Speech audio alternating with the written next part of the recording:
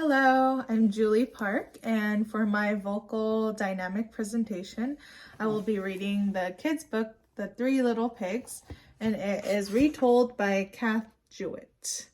And the reason why I picked this book is because I have two children, and with my oldest son, I found that it was important when reading to him to have variety of vocals. So it's important to have different vocal variations. The reason is when I would read to my son, I would have different variations versus my husband.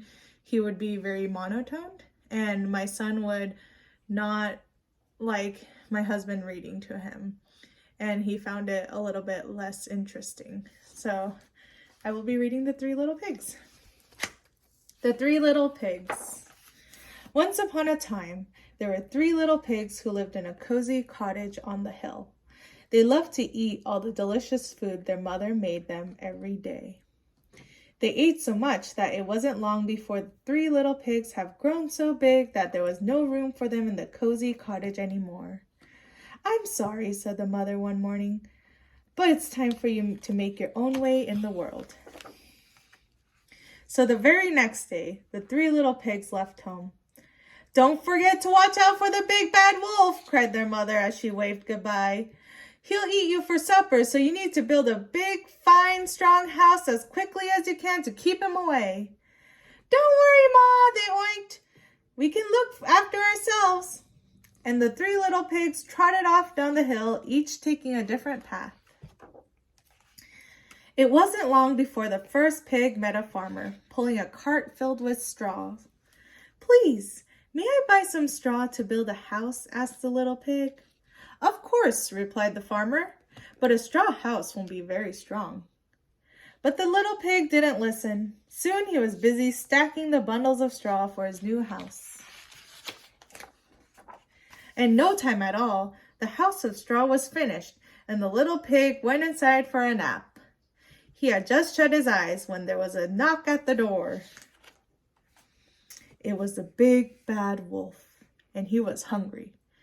Little pig, let me in," growled the wolf.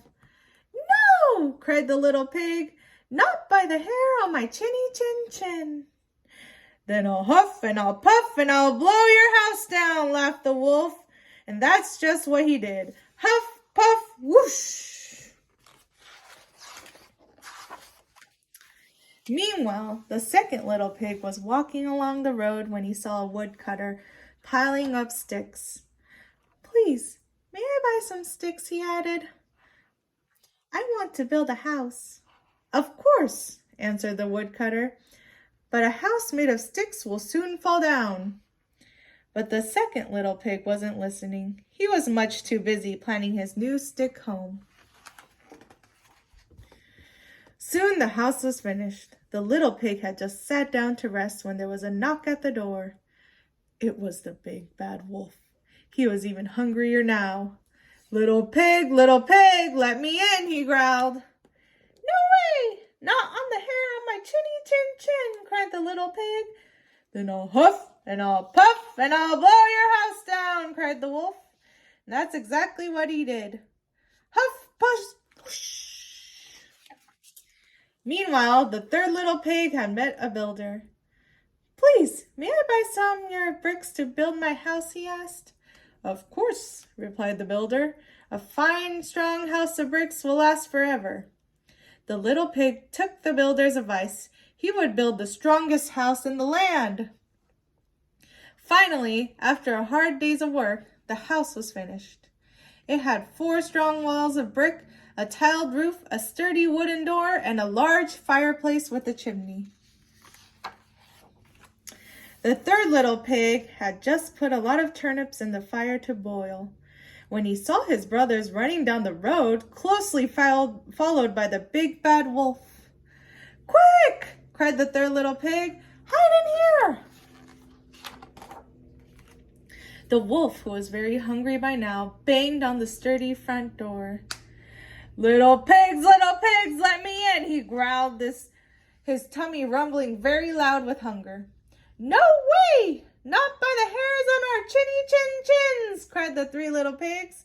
"Then I'll huff and I'll puff and I'll blow your house down, laughed the wolf. So he huffed, and he puffed, and he puffed, and he huffed. But the brick house stood firm. The wolf was furious. He climbed up onto the roof and shouted down the chimney.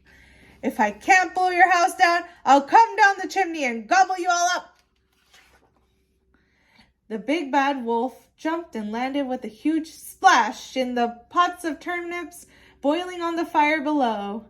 Ew! He leaped with a scream and ran out the house, never to be seen again. And the 3 little pigs lived happily ever after in the house made of bricks. The end. Happily ever after. Thank you.